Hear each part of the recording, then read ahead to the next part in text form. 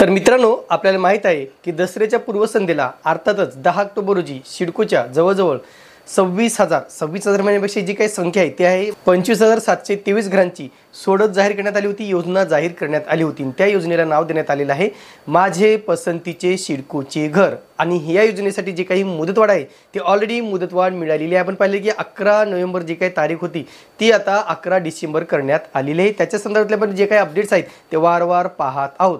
परंतु आज मित्रांनो, जो काही भाग आपण सादर करतोय तो अतिशय महत्त्वाचा ठरणार आहे, कारण आताही अनेकांच्या मनात काही कन्फ्युजन्स आहेत आणि त्या कन्फ्युजन्स जे काही शंका आहेत, ज्या काही म्हणजे लॉटरी संदर्भात जे काही त्यांच्या मनामध्ये काही विचार आहेत, त्याच्याशिवाय एक अतिशय महत्त्वाचं वृत्त सकाळमध्ये प्रसिद्ध झालेलं आहे आणि ते म्हणजे सिडकोच्या गृह योजनेत गोंधळ। लक्षात घ्या, असे एक वृत्त सकाळमध्ये प्रसिद्ध झालेलं आहे आणि नेमकं त्या वृत्तामध्ये ज्या काही किमती आहेत त्या किमती जाहीर न झाल्याने संभ्रमावस्था निर्माण झालेली आहे। लोकांच्या मनामध्ये फसवणुकीची भावना तयार होते आणि या सगळ्या गोष्टींनी घेऊन आज आपण चर्चा करणार आहोत की खरंच यामध्ये कितपत सत्य आहे आणि पुढे काय होऊ शकतं आणि नेमका हा गोंधळ कशामुळे निर्माण झालेला आहे या संदर्भात आज आपण सविस्तर माहिती पाहणार आहोत। नमस्कार मित्रांनो, कसे आहात सगळे? मजेत ना? स्वागत आहे आपल्या सर्वांचं या यूट्यूब चॅनलवरती, ज्याचं नाव आहे RK प्रॉपर्टी न्यूज।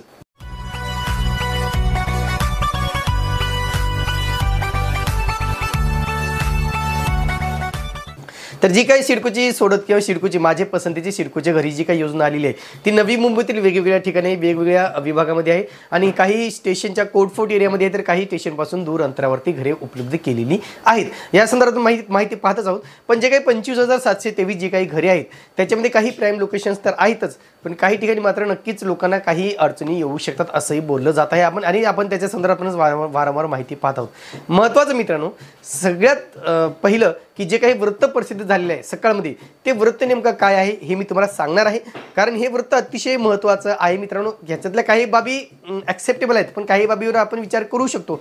पण नेमका जे काही वृत्त आहे काल दिनांक 12 नोव्हेंबरच्या सकाळ वृत्तपत्रात हे वृत्त प्रसिद्ध झालेलं आहे। तर त्याच्यामध्ये काय सांगितलं मित्रांनो पहा, तुम्हाला मी वृत्त यासाठी वाचून दाखवतो कारण पॉईंट टू पॉईंट आपण पाहूया नेमकं काय आहे। तर दसऱ्याच्या मुहूर्तावरती सिडकोने जाहीर केलेल्या 26,000 घरांच्या योजनेत एकाच आकाराची घरे 2 वेगवेगळ्या गटांना देत असल्याने गोंधळ उडाला आहे। बरोबर आहे, कारण LIG साठी सुद्धा तोच कार्पेट एरिया आहे आणि EWS साठी सुद्धा तोच कार्पेट एरिया देण्यात आलेला आहे। म्हणजे दोन्ही घरांचा जर कार्पेट एरिया सेम असेल तर मात्र मग अटी वेगवेगळ्या का हा प्रश्न इथे उपस्थित केलेला आहे। पहा, अल्प उत्पन्न आणि अत्यल्प उत्पन्न गटातील लोकांकरिता उत्पन्नाच्या अटी वेगवेगळ्या ठेवल्या आहेत, मात्र LIG करता पात्र असणाऱ्या ग्राहकांना EWS आकाराचे घर घ्यावे लागत आहे। तसेच घर खरेदीसाठी इच्छुक असलेल्या घरांची किंमत अद्याप सिडकोने गुलदस्त्यात ठेवली असल्याने ग्राहकांमध्ये संभ्रमावस्था निर्माण झाली आहे। सिडकोने आता 11 डिसेंबरपर्यंत नोंदणीसाठी मुदतवाढ दिली आहे। अगदी बरोबर आहे, कारण मुदतवाढ तर ऑलरेडी दिलेली आहे आणि रिस्पॉन्स होऊन पाहिलं की बोललं जाते की खूप चांगला रिस्पॉन्स आहे, कधी बोललं जाते खूप कमी रिस्पॉन्स आहे। माझ्या पसंतीचे सिडकोचे घर या शीर्षकाखाली सिडकोने परवडणाऱ्या दरात 26,000 घरे विक्रीस उपलब्ध केली आहेत। 322 चौरस फूट, 398 चौरस फूट आणि 540 चौरस फूट अशा 3 वेगवेगळ्या आकाराची घरे विक्रीसाठी उपलब्ध आहेत। 322 चौरस फूट आकाराची घरे आर्थिकदृष्ट्या दुर्बल घटकांकरिता ठेवण्यात आली आहेत, तर याच आकाराची घरे अत्यल्प उत्पन्न गटासाठी देखील ठेवण्यात आली आहेत। परंतु दोन्ही उत्पन्न गटातील लोकांना उत्पन्नाच्या वेगवेगळ्या अटी आहेत। आर्थिकदृष्ट्या दुर्बल घटकांकरिता 6 लाखापर्यंत उत्पन्न अपेक्षित असल्याची अट ठेवण्यात आली आहे, तर अल्प उत्पन्न गटातील लोकांकरिता 6 लाखापेक्षा जास्त उत्पन्न असल्याची अट ठेवण्यात आली आहे। अधिक उत्पन्न असल्यामुळे अल्प उत्पन्न गटातील लोकांना EWS प्रकारातील घर खरेदी करता येत नाही। 6 लाखापेक्षा अधिक उत्पन्न असल्यामुळे या गटातील अर्जदारांना किंवा या उत्पन्न गटातील लोकांना सिडकोने LIG अंतर्गत 2 BHK प्रकारातील घरे खरेदीसाठी करण्याचा एकमेव पर्याय उरत आहे। सिडकोच्या या गोंधळात टाकणाऱ्या अटीमुळे सिडकोला फटका बसत असून चुकीच्या नियमाविरुद्ध नाराजी व्यक्त केली जात आहे। आता इथे बघा काय दिलेलं की ज्यांचं उत्पन्न 6 लाखापेक्षा जास्त आहे त्यांना मात्र कुठेतरी LIG जे काही EWS उत्पन्न गटातील घरे आहेत ती घेता येत नाहीत असे कुठेतरी सांगितलेलं आहे। हा गोंधळ नक्कीच निर्माण झाला मित्रांनो, कारण गोंधळ बरेच निर्माण होते। पण इथे एक गोष्ट फोन केल्यावर असं सांगितलं जाते ओरली की जर तुमचं उत्पन्न 6 लाखापेक्षा कमी असेल तर तुम्ही LIG साठी अप्लाय करू शकता, पण तुम्हाला PMYच्या घरांसाठी अप्लाय करायचं असेल तर जे काही PMYच्या अटी आहेत त्या तुम्हाला धारण कराव्या लागणार आहेत। म्हणून ज्यांचं उत्पन्न 6 लाखापेक्षा कमी आहे ते LIGला अर्ज करू शकतात, त्यांना बंधन नाही. पण जे LIG म्हणजे जे 6 लाखापेक्षा जास्त उत्पन्न आहे, जे काही LIG उत्पन्न गटातील 322 एरियाची घरे उपलब्ध केलेली जे LIGसाठी आहेत त्यासाठी तुम्हाला अर्ज करता येणार आहे. आता EWS उत्पन्न गटातील जे अर्जदार PMAYसाठी पात्र नाहीत पण त्यांचं उत्पन्न 6 लाखापेक्षा कमी आहे असे अर्जदार LIGसाठी अर्ज करू शकतात. हे फोनवरती ओरली सांगण्यात आलेलं आहे किंवा ते बाय रूल तसं सिडकोने दिलेलं आहे. आता सगळ्यात महत्त्वाचा प्रश्न हाच आहे मित्रांनो की सिडको उत्पन्नाच्या अटीवरती का अडून बसलेलं आहे. आता सिडकोकडून हेच पाहिलं जातं की कोण्या उत्पन्नाचं अर्जदाराचं उत्पन्न किती आहे, ते किती इकॉनॉमिकली किती स्ट्रॉंग आहेत आणि त्याच्यानुसार कुठेतरी ह्या किमती ठरवल्या जातील असे कुठेतरी वेगवेगळ्या तज्ज्ञांकडून सांगितलं जात आहे. किमती जाहीर नसल्याने संभ्रमावस्था. सिडकोने जाहीर केलेल्या गृह प्रकल्प योजनेत 11 डिसेंबरपर्यंत इच्छुकांना नाव नोंदणी करता येणार आहे. नाव नोंदणी करताना सर्व कागदपत्रे ऑनलाईन जमा करावी लागणार आहेत. परंतु योजनेत इच्छुकांना खरेदी करावयाच्या घरांचे दर सिडकोने जाहीर केलेले नाहीत. रेल्वे स्थानके आणि काही शहरी वसाहतीजवळील घरे आहेत अशा घरांच्या किमतीच्या अंदाजानुसार इच्छुकाकडून अर्ज भरले जात आहेत. आता इथे मात्र अंदाजेच अर्ज भरले जात आहेत, अंदाजे रजिस्ट्रिंग केलं जातं की एवढ्या किमती असू शकतात असा एक अंदाज पकडून हे सगळे कामं केले जात आहेत. पण अद्यापही सिडकोने किंमत जाहीर न केल्याने अनेकांच्या मनात संभ्रमावस्था निर्माण झालेली आहे, गोंधळाची स्थिती निर्माण झालेली आहे आणि गोंधळाच्या स्थितीला सिडको सुद्धा तितकी जबाबदार आहे. कारण बऱ्याच अटी आणि नियम असे आहेत मित्रांनो की त्याच्यात क्लिअरिफिकेशन मिळत नाही. आता जी काही संभ्रमावस्था निर्माण झालेली आहे ती साहजिक आहे की ती होणंही साहजिक आहे, कारण किमतीबाबत अद्यापही काहीच क्लिअरिफिकेशन नाही आहे. त्याच्यामुळे संभ्रमावस्था आहे किंवा गोंधळाची स्थिती आहे.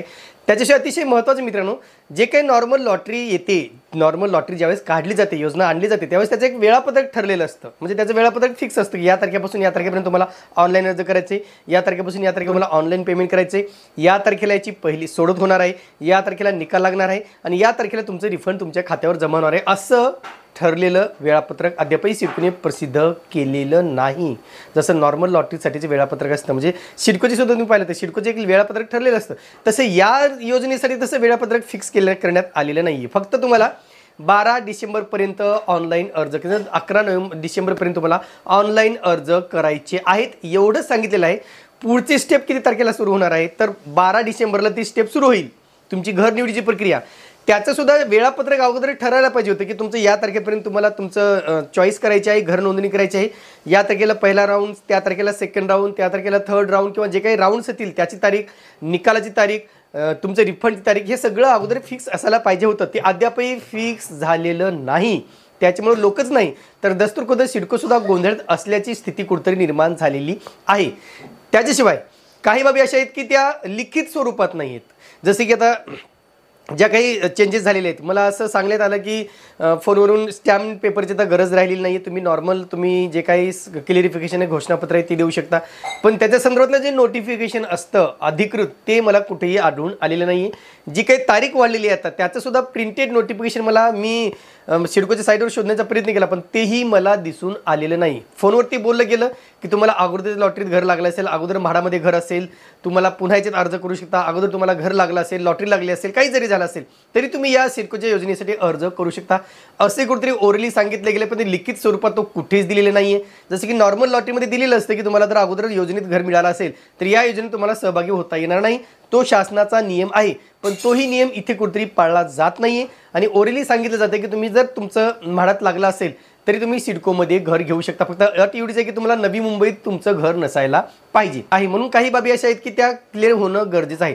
त्याशिवाय राज्य शासकीय कर्मचाऱ्याची जी काही व्याख्या आहे याची कुणाची म्हाडाची त्याचं सरळ दिले की महत्त्वाची व्याख्या दिलेली नेमका जे काही राज्य शासकीय कर्मचारी म्हणजे जिल्हा परिषद कर्मचारी, महापालिका कर्मचारी, नगरपालिका कर्मचाऱ्यांचे समावेश केला जात नाही म्हाडामध्ये. इथे मात्र तो केला गेला आहे. ही कुठेतरी चांगली बाब आहे, वाईट बाब नाही आहे. पण हे नियम वेगवेगळे ठेवण्यात आल्यामुळे कुठेतरी गोंधळाची स्थिती निर्माण झालेली आहे. म्हणजे म्हाडाचे नियम वेगळे, सिडकोचे नियम वेगळे, सिडकोच्या पूर्वीच्या लॉटरीचे नियम वेगळे, आताच्या लॉटरीचे नियम वेगळे अशी कुठेतरी स्थिती या ठिकाणी दिली. अशी काही अटी आहेत की त्या वेगवेगळ्या दिल्या असल्यामुळे या वेळेस गोंधळाची स्थिती नक्कीच निर्माण झालेली आहे. आणि याच्याही संदर्भात लवकरच सिडकोन काय बाबी आहेत, काय गोष्टी आहेत त्या क्लिअर केल्या जाऊ शकतात. पण सगळ्यात महत्त्वाचा पुन्हा एक प्रश्न आहे की लवकरात लवकर सिडकोने किमती जाहीर कराव्यात. कळकळीचं आवाहन मित्रांनो, येणाऱ्या 20 नोव्हेंबर 2023 रोजी महाराष्ट्राची विधानसभेची निवडणूक होणार आहे. त्या दिवशी तुम्हाला नक्कीच आवर्जून न विसरता तुम्ही, तुमचं कुटुंब, तुमचे नातेवाईक, तुमचे आप्तेष्ट सगळ्यांसोबत तुम्हाला मतदानासाठी आवश्यक जायचं आहे. लक्षात घ्या, मतदान हा आपला अधिकार आहे. शासन बनवण्यासाठीचा, शासन निर्णयामध्ये सहभागी होण्याचा हा आपला हक्क आहे आणि तो हक्क आपण नक्कीच बजावला पाहिजे. येणाऱ्या 20 तारखेला मतदान करायला विसरू नका. तुर्तास मित्रांनो इथेच थांबतो. पुन्हा भेटूया एका नवीन व्हिडिओसह. तोपर्यंत आपली रजा घेतो. धन्यवाद.